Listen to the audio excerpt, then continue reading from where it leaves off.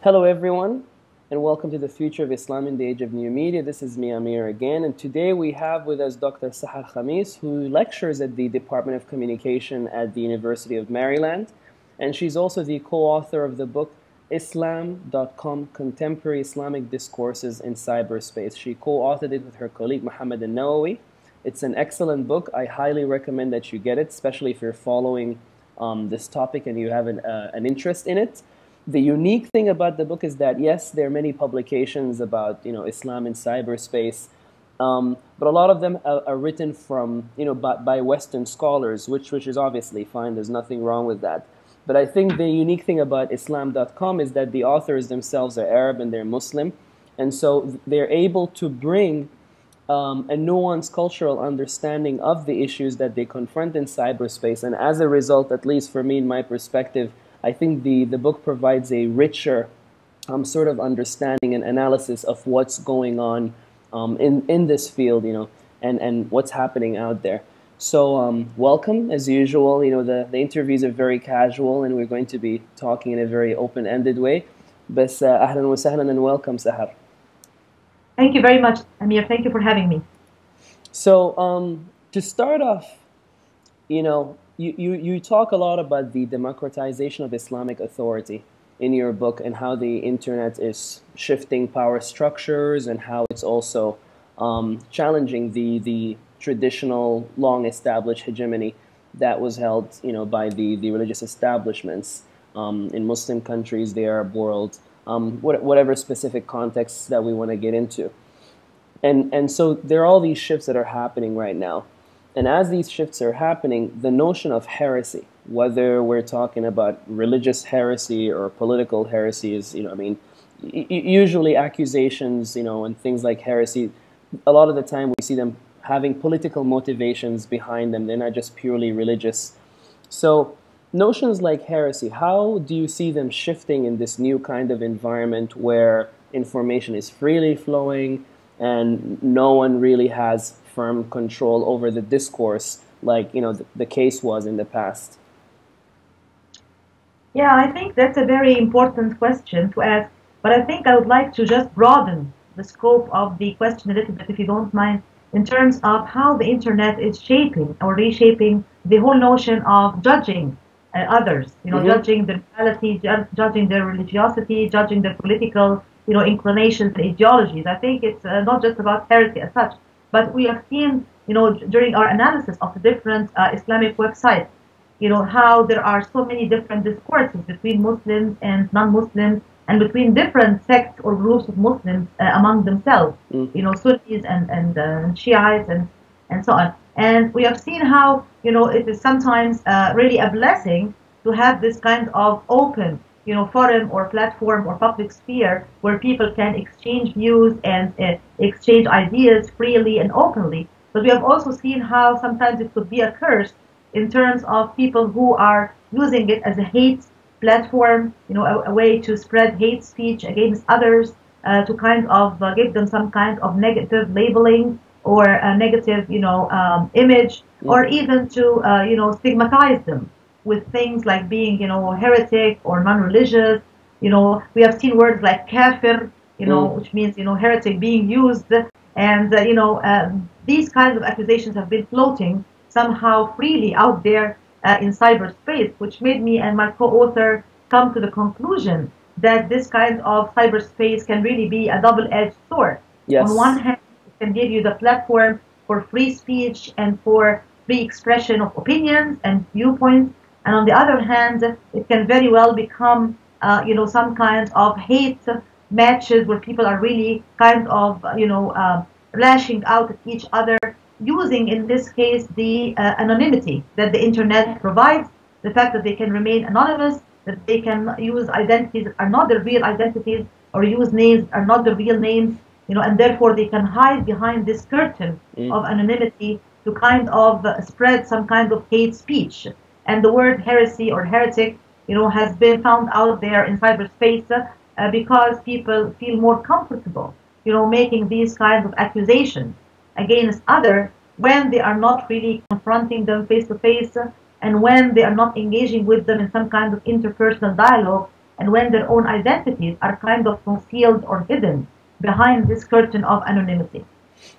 So then getting more into the specifics, within cyberspace, when you have this kind of environment that you just described, the notion of orthodoxy gets diluted. I mean, in the real world, we know what the political establishment is, we know where the religious establishment is, we know who the people are, what the institutions are. In cyberspace, you have millions of websites and users saying all kinds of things, and there is no really, I mean, center of gravity. It's a level playing field. So when you have a level playing field and, you know, sometimes people abusing it and hurling all these accusations at each other, you kafir, you heretic, and, you know, you have these negative aspects, the notion of heresy gets very diluted. There really is no orthodoxy, there really is no heresy per se within the cyber, you know, environment context, not in the real world again.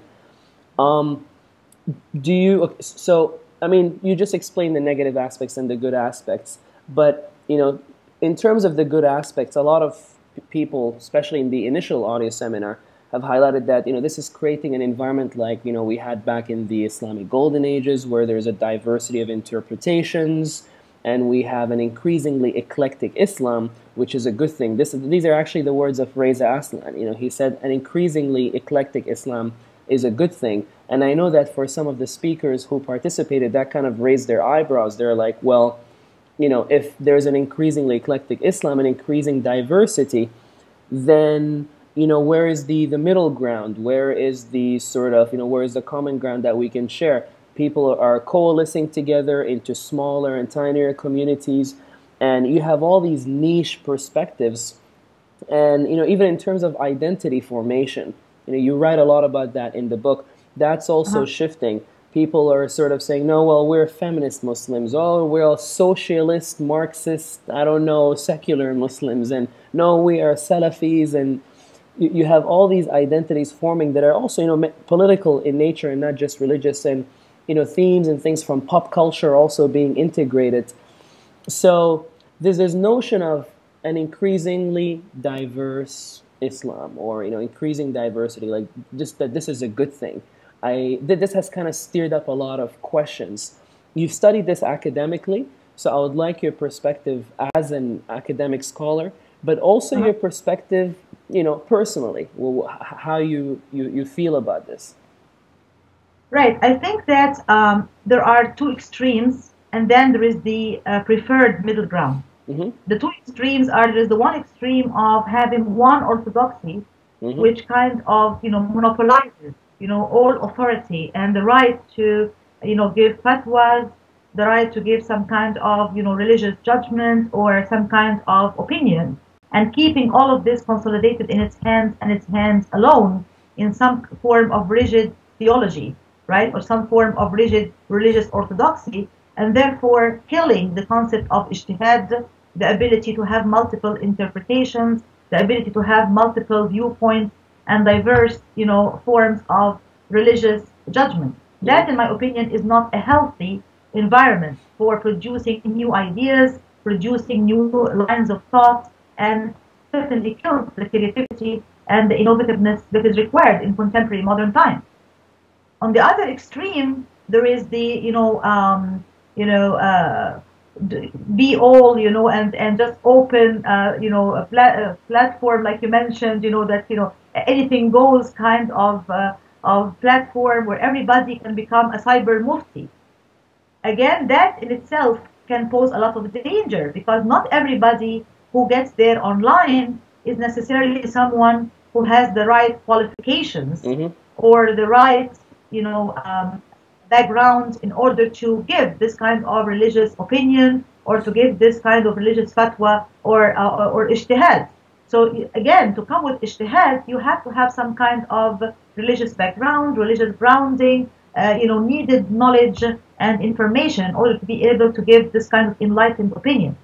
So again, this opens the danger of some kind of, a platform where there's no restrictions whatsoever. I think the middle ground is to enable the diversity of opinions, not to have some kind of rigid, orthodoxy monopolizing all religious knowledge But at the same time, we should be very careful with, the notions of eclectic Islam or the notions of anything goes kind of Islam. We have to allow the, people who have religious knowledge to be there on online and in cyberspace to interact with the wider, population. And that was one of the gaps that myself and my co-author found in the book Islam.com, is the absence of religious authority, the absence of the ulama, the absence of the religious scholars.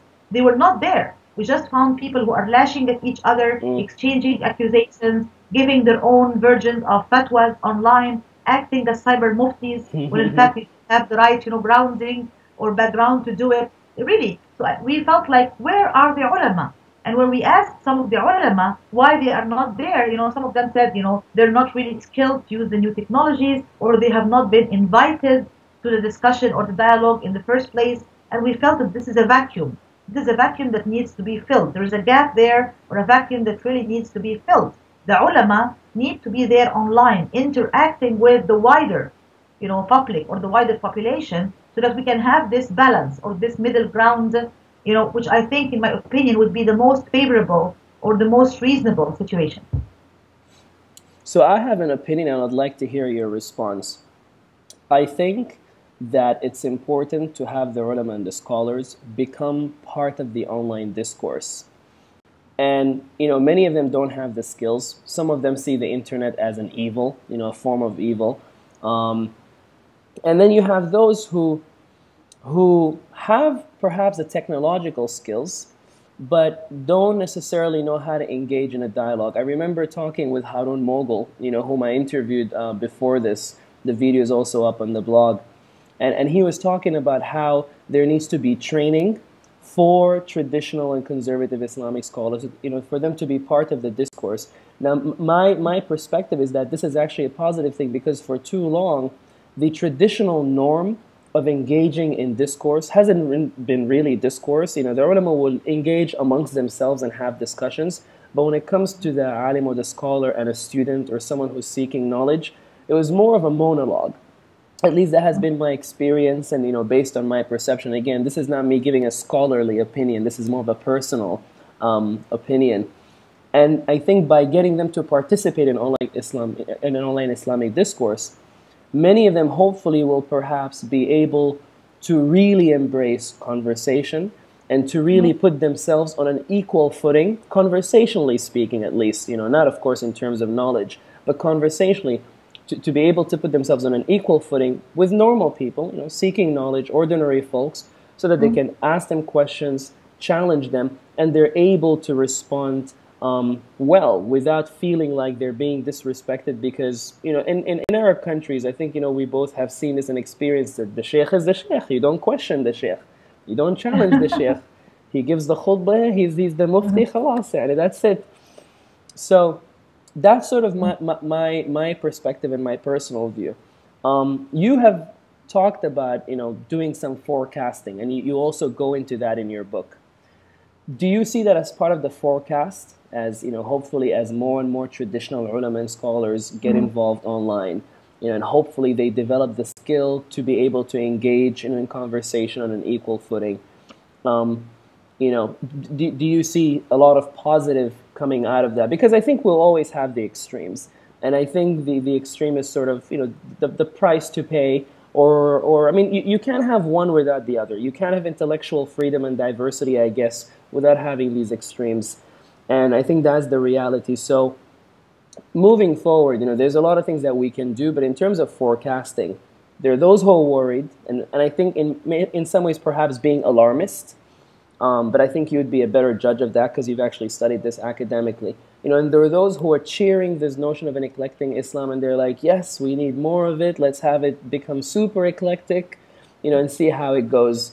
And so, it's like those who are worried, they think this is a slippery slope. That, oh no, this is a slippery slope. Where is this going to go? The internet has only been around for how many years? Not that long. So who knows how it's going to be 20 years from now. So in terms of the forecasting that you've done, where do you see things going? I mean, you've given us the opinion about what you think regarding this notion of an increasingly eclectic Islam. And actually, in many ways, I agree with you. But realistically and forecast-wise, where is it going? I think that you touched upon a very important point, which is the need for better training of, some of the young ulama in terms of, two important things: technological training as well as communication training. These are two very important things. It's important to know how to use the internet and how to use the new technologies from a technical, standpoint. And it's also very important to know how to converse online and how to have some kind of constructive or positive dialogue with others. These are two very important vacuums, in my opinion, or two very Yes. important gaps that need to be filled, Mm-hmm. and two important issues that need to be tackled and addressed for sure. So-called orthodoxy, the sheikhs or the imams in our countries, as you know, in many parts of the Arab Muslim world, they're not only using the old methods, but they're also using the old approaches, Exactly. yeah, screaming at you, lashing out at you. And I'll just tell you some interesting or funny story here, which is very much, related to what we are discussing. While I was writing one of the chapters in the book Islam.com, that was talking about how compatible Islam is with democracy and democratization, and that this is a very, the democracy and democratization is very much at the heart of Islam, because Islam more than 1400 years ago had the concept or the principle of shura, right, which is consultation. The very same day, I went to one of the masjids here in the United States, and I was very, very surprised to hear the sheikh or the imam saying the following, literally: whoever thinks that Islam and democracy could be compatible is not a Muslim. He or she is a kafir. And And I was like, this is in the United States. Yes. this chapter, this chapter talking about, Islam and democracy and the compatibility between Islam and democracy. And the very same night, I hear, this person talking about, if you believe so that Islam and democracy are compatible, or that they can go hand in hand, you are not a Muslim, you are a kafir. And I was like scared to death. So we definitely need, to have better training for ulama and the sheikh in the technological domain, knowing how to use the new tools, the new media, and the new technologies, as well as in the communication, in dialogue, how to engage with others constructively, and how to engage in some kind of positive, respectful, mutual dialogue with others. By doing that, they themselves can set positive role models. They can become positive role models for others, right, who are not specialized, who are not trained, right, but who are out there online. They can set a good example and a good role model for them to follow, because we have seen a lot of the respect and mutual respect for others and empathy and all of that lacking, unfortunately, in a lot of these discourses and platforms online. Answering your question about the forecast and the forecasting, I lean to be more optimistic, because I think I have seen, we have all seen and witnessed, the very positive and strong impact that new media and social media have had in the Arab and Muslim world lately, in terms of instigating and inspiring the revolutions in the Arab and Muslim world. And I think that this will only emphasize and continue to emphasize the role of new media, from now on, how important it is to tap into this resource using the new media, using the internet. And as you mentioned, all the different religious and ideological trends are now engaging with new media. We have seen SCAF, Supreme Council of the Armed Forces in Egypt, having its own Facebook page, right? And we have seen the Ikhwan, the Muslim Brotherhood, the Ikhwan, the Muslim Brotherhood, having their own Facebook page. Even the Salafi, the most traditional groups, have their own Facebook page. There's a page which is called Ana Salafi, right? I am a Salafist. So they're all engaging, and they're all now realizing the importance of being present, right, online. I think the next step would be how to be able to converse respectfully and in a very civilized way and a very constructive way using these new types of technology. So I have no doubt that the future is very much going to be online, and the future of many of these discourses and dialogues is going to be internet based. All I'm hoping for is for these kinds of conversations and dialogues and platforms to be more civil, more respectful, and more compatible. You're from Egypt, and you just touched on the very important subject of social media's role in the great and positive things that happened in 2011 in Egypt and Tunisia and the whole entire region, but especially in Egypt and in Tunisia, where it really played a significant and very noticeable role. Um, Moving forward, again in terms of forecasting, well, let's say in the next 2, 3, 4, 5 years, what role do you see the internet and new media playing in empowering digital activists and especially the youth and women in Egypt? How's it going to empower them and in what ways? And also taking into account that you have a very liberal stream there, and you have the Muslim Brotherhood, and now you have the Salafis who are emerging. You have all these different competing political groups who are all getting onto social media, and they're all trying to utilize it to get the message out and win supporters. It's going to be a very interesting and contentious sort of virtual battleground. And that was not the case in the old days, because in the old days, I remember I started blogging in 2006, and I was always very involved in the Egyptian blogosphere, keeping track of it. Those days, bloggers were happy, no one was harassing them. The regime, basically looked at them and dismissed them. And like, okay, these are just a bunch of silly kids. Let them do their little blogging thing. Now it's changing, and I think moving forward is going to change even more. So how do you see this? It's going to work out, and also if we add the factor of more and more censorship, and forgive me for making the question complicated with all these different details, but I think it's important to have a big picture and connect the dots together. And again, another open-ended question. I just love your perspective, as I'm sure the people who are watching this would love to hear. Thank you. Definitely, you've touched upon two very important issues. The first one is the emerging role of youth and women. And I would like to pay special attention to these two particular segments or these two particular groups because of the very, very important and influential role that they had and are still having on the growth and development and spread of revolutions and calls for political change and democratic transformation in the Arab and Muslim world. I mean, we have all witnessed how these revolutions have been grassroots revolutions. They were very much from the bottom up rather than from the top down. Some of them, even were described as leaderless revolutions, as in the case of the Egyptian revolution. Although I would take this with a grain of salt, because really we have to be careful, right? Because we cannot really say completely leaderless. No, there were some leaders. We can say, semi-structured or semi-leaderless, because there were people who were actually working for many, many years, right? This happened. It did not just happen overnight by just a stroke on a keyboard or by having a Facebook page. Things cannot happen like that only in virtual space. You need to have people out there in the streets, face to face, risking their own lives, risking their own welfare in order for revolutions to happen and for actual change to really take place, which is what the courageous young men and women have done in Egypt and in many parts of the Arab and Muslim world. So I think that the role of young people and the role of women, we have seen how Tawakkul Karman, the Yemeni activist, has been given the Nobel Peace Prize, as a nod really for the Arab Spring and a nod for the role of women in particular in the Arab Spring, which is very interesting because Tawakkul Karman comes from Yemen, which is one of the most conservative and traditional Arab societies.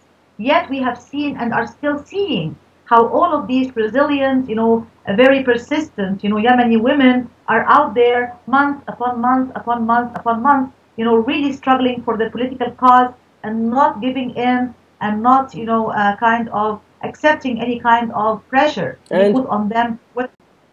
And shattering stereotypes as well of the the Arab Muslim woman is subdued and she's weak. No, they showed that no, she can be assertive, outspoken, and strong, and she can challenge the orthodox, even men, like Saleh, President Saleh, who's now thankfully out. Absolutely, and President Saleh, he tried some kind of desperate attempt. To lash out at the women and tell them, this is, shame on you. You should not be out there in the streets, intermingling with men and being, shoulder to shoulder with men. And, this is shame on you. You should go back to your homes. You should go back to your families and, stay in the private sphere. And some of these young Yemeni activists, they lashed back at him in a very intelligent and very tactful way, and they said to him, it's not shame on us, it is shame on you that you are a dictator for so many years, and you have been monopolizing everything in this country, and you have been depriving people of their human rights, of their democracy and their dignity and their freedom. So I think that definitely it is shattering the stereotypes like you mentioned, and I think this is something very important, that you're seeing that these Muslim women are pious and conservative, but they are very outspoken and very daring and very courageous when it comes to their political rights and the welfare of their own society. So I think that there is no turning back.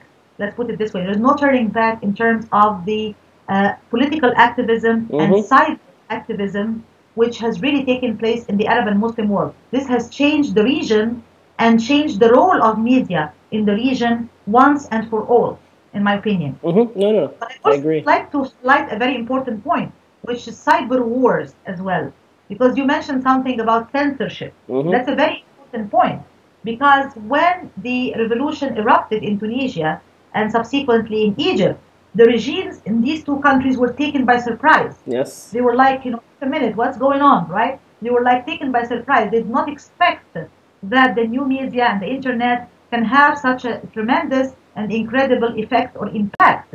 And it can really act as a catalyst, and it can really mobilize people and have them go out there in the streets in huge numbers like we have seen. But in other countries, like for example Syria, the regime became much more alert to the possibility of this happening. So they started to have a better learning curve. They became better prepared. They have the Syrian Electronic Army. They started to, a kind of follow the different IEP, addresses of the different people. It's scary how they're tracking people down and doing it successfully, and unfortunately sometimes with technology provided by Western companies. Absolutely. They started to track, people's IP addresses and starting to, follow them and to find out where they are, where they're located, their names and their identities and so on. And, we have all seen the Libyan, activist who was using his own, apartment as his own broadcasting studio and trying to, yeah. yes, this, young man, rahmatullah alayhi, peace on his soul, because he really used his own, very simple device, his own computer in his own home to spread the message and to tell people in English what was happening, what was going on in Libya, and he paid his life as a price for this.